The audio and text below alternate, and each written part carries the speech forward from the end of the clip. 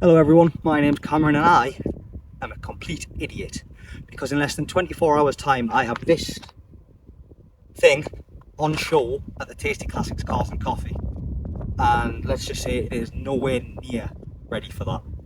So in the next 24 hours for me, I've got to get this thing working and then drive up there. However, that's going to be about 15 to 20 minutes for you, so for that, grab yourself a cuppa, sit back and enjoy 15 minutes of me pretending I know what I'm doing, time lapses and copyright free music. Welcome to Reverse to First.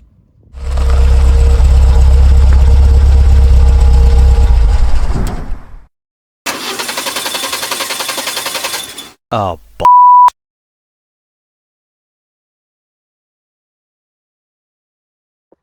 Alright, so first up on the list is getting this interior sorted. I don't know if you guys remember from the last video, but there was some bits of trim that were all scratched up, smashed air vent, the radio didn't work. I want to get all that sorted because I've got a lot of miles to do this weekend in the car, and I just want it to be a bit of a nicer place to be. So we'll get that all sorted first, especially because it's you can't really see. It is raining outside, so the longer I'm in here, the better. Hopefully it stops by the time we get on to doing, pardon me, hopefully it stops by the time we get on to doing the outside stuff. But yeah, and if you haven't seen the last video, please go check it out. It's just a short little video to introduce the channel, introduce myself and the car. So if this is the first video you're seeing and you're thinking, who's this guy? What is he doing? Go watch that video and that'll sort of explain it. But yeah, let's not waste any more time and let's get fixing things. Well, I say fixing. Let's try and do some things that resemble fixing and hopefully work. So if you guys remember in the last video I mentioned we're going to need a new radio trim, new radio and a new cup holder. We have all of them, so let's crack on and get all of them changed. Okay, so time for voiceover, Cameron. Now to get this radio out we have two SEAT radio keys. We then take the electrical connectors out the back of the radio and the aerial, and that is as simple as that. Next up is this plastic trim, ashtray. To take the ashtray out, there's one Phillips screw which just screws out and the electrical connector on the back of the cigarette lighter. And then you have to tactically adjust your camera for this next bit. Now, the plastic trim, there is 4 Torx bolts in total, one at the right, one at the left, and the 2 at the bottom, as you can see there. Them bottom ones are quite difficult to get to if you've got a tripod in the way, so I don't recommend it. But once that out, it literally just pops out. So then, to get the cup holder out, I struggled with this. As you can see there, so what I ended up doing was taking all of the buttons out and then getting a screwdriver to pry the cup holder out because it was broken anyways. And then the new one just slots back in and so do the buttons. Now to get the plastic trim back on, you've got to line it up, which I clearly couldn't, as you can see just there. But went on eventually. Pop it all back into place. And then put your 4 Torx bolts back in it.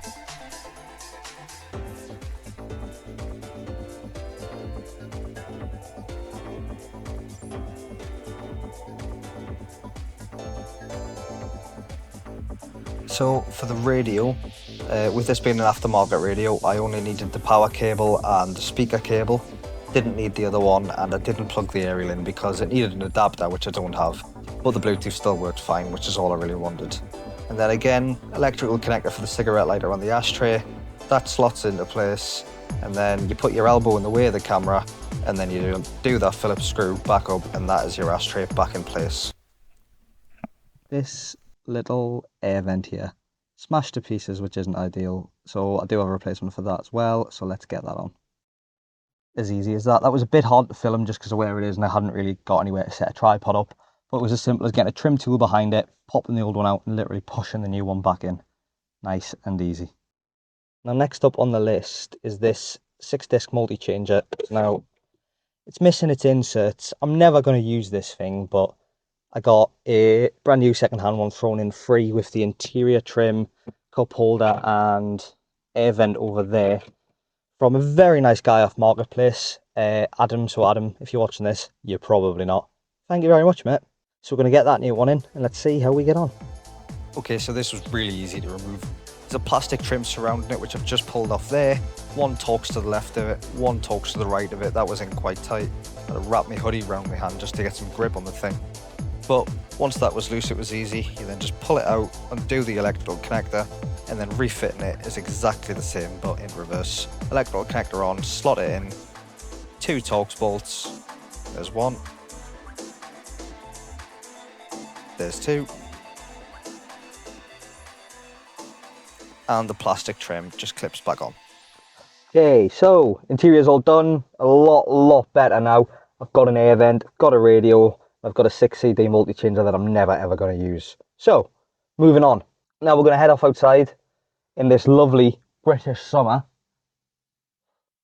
and do rear shocks, top mounts, auxiliary belt tensioner and some wiper blades, and just give everything sort of a clean up as we go, just to make it that bit nicer.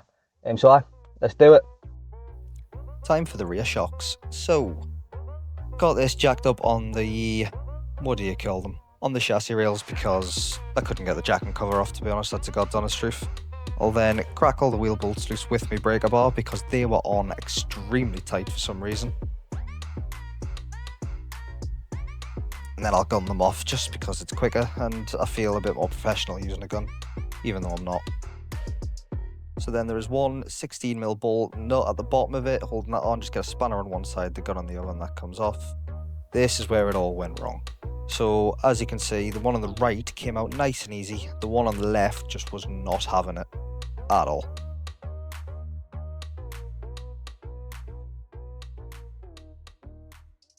This is fun. So what should have been a 3-minute job has turned into, well, I don't know how long, to be honest. I don't know if you can see this. Oh, what's happened here? Oh, it's just an old dog. This bolt here, it's just not coming out. It's just not having it, which isn't ideal considering. You can see how wet the car is. It's soaking. But I'm going to keep going at it because it needs done. I'm driving up to Chester tomorrow, which isn't ideal. So yeah, I'll keep you guys updated and see how I get on.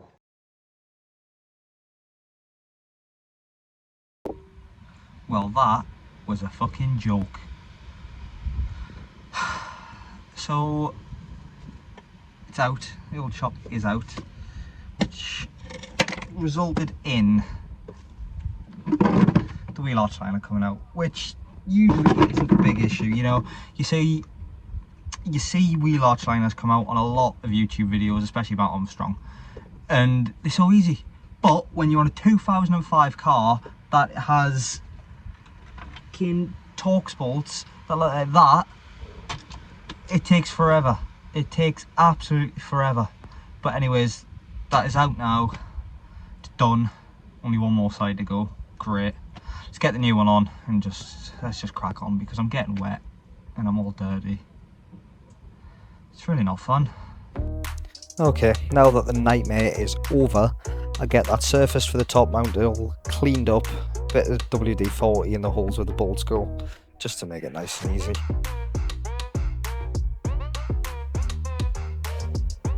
As you can see, my shock does not have the dust cover or the bump stop, and that is because I could not get them off the old one and I did not have time to get any new ones because I was leaving for Chester the next day. So I'll get them in the future, but I'm not too fussed for them now. Then you've got to jack that rear beam up so it lines up with the hole in the shock absorber. Clean the bolt up there, put the new bolt, well, the old cleaned bolt back in. Once again, screwdriver, spanner on one side, drop your camera, then put your gun on one side, spanner on the other, and torque it to spec, as you can see I've just done there. Nice and easy. And the most fiddliest bit in the world, getting that wheel arch liner back in. This is one job I absolutely hate and never want to do again. Luckily, the other side went a lot smoother than this. I didn't bother filming that because you don't need to see me do it all twice. And to be honest, you don't need to see me screw this wheel arch liner in, so let's move on. So what we're moving on to is the auxiliary belt tensioner. Now, for some reason, I don't know why, I thought that I'd be able to capture everything from this angle. Definitely should have checked it first and just used my brain a bit more, but that is the reality. We live and we learn. but this was actually really easy to get off. There was 3 bolts holding it in, 13 mils I believe, and that was it. It just pulled straight off. The new one already came with the tension relieved, if that's the right word, with the pin in. So once the old one was off, bolt the one straight off and pull the pin out, and then it'll tension your belt up.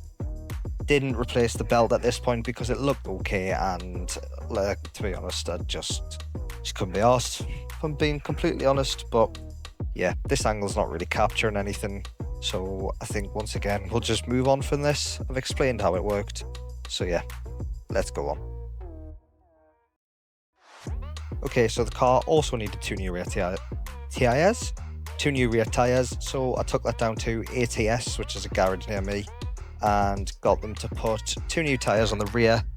Just put them wheels onto the front and put the front wheels with the existing tyres onto the back, just so that way it's front wheel drive car and I've got the fresh rubber on the front. Okay, as you can see, the car's back down on the ground now. Where is it? That way. New rear shocks, new top mounts, new aux belt tensioner. Give me face and hands a clean with some glass cleaner and blue roll because it's all I had. So that was fun. But yeah, all done for today. Nice 4-hour drive, 250-mile trip tomorrow. So I'm going to go home, drink lots of beer to prepare myself for that. I'll see you tomorrow.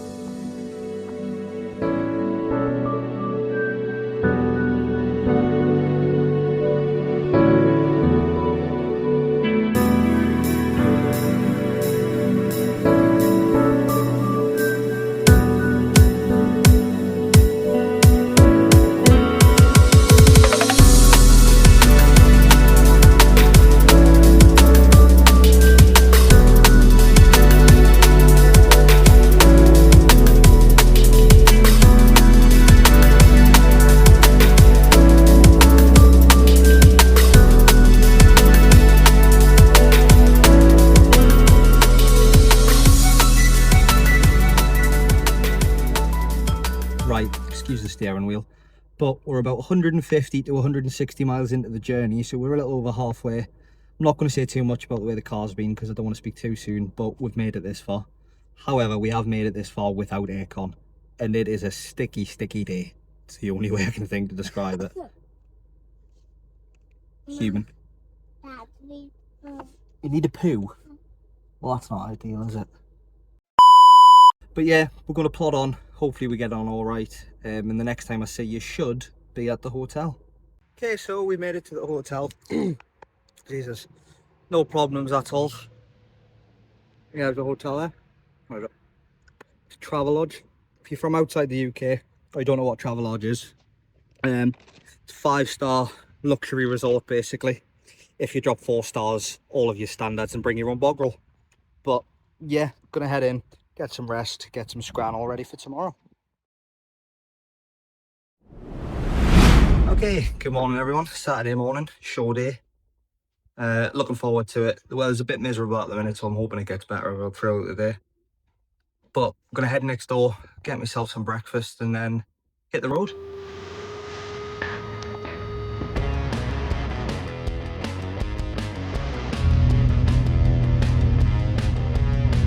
Okay, so we're at the show. Quite a little small one, but that's alright. What we wanted. Currently got the Tasty Classics collection behind me. And my dad with his big bald head. Currently looking at the truck. Very cool thing. But there's actually some really cool stuff here. My car's over in the middle there, we'll head over there in a bit. But nice day. Some very nice stuff here.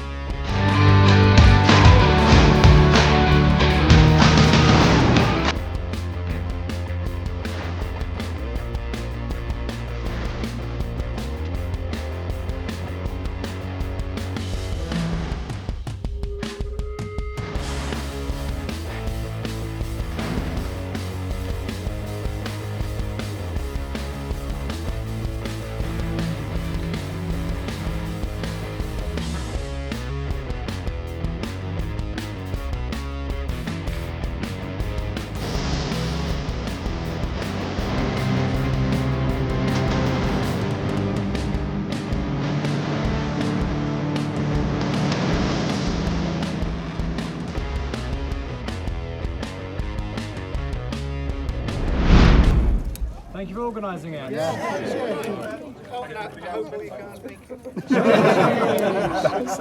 Can we borrow your shoelaces? You're handing shoelaces out. Thank you for making your videos, because if you didn't, it wouldn't be brilliant.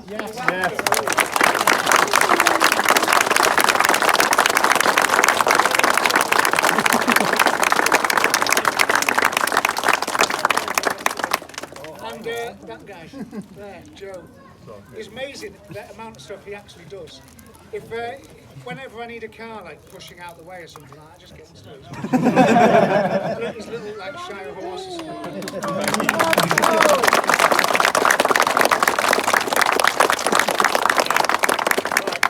I've got to try and get all these cars back over. Thank you so much again. And there we have it. Still alive. Although doing 600 miles in a weekend has uncovered some other problems with the car. It's not very comfortable because half the padding's worn out the seats over the past 20 years. The steering is very loose, I guess it keeps track rod ends. And that rattle from the engine bay is still there. But overall, absolute great weekend. I actually got to meet someone who subscribed to the channel, which I didn't actually think would happen. So, Michael, if you're watching, hello mate. Really nice to see you, chat with you and your partner and that. But overall, great weekend and a great event. Lots of cars, great mix, great variety of stuff, and I thoroughly enjoyed it. And I highly recommend to anyone to just get out, go to any car event, a Cars and Coffee car show, any event that you can. And if you haven't already, check out Tasty Classics YouTube channel, because Ben is brilliant and he's much better at this than I am. But with that being said, I think that's it for today's video. So please leave a like, leave a comment and subscribe to the channel if you enjoyed it. And like I said in the last one, if you didn't, do it anyways because it's free. And I'll see you on the hard shoulder. No. And I'll see you in the next video. Oh, it. Found it.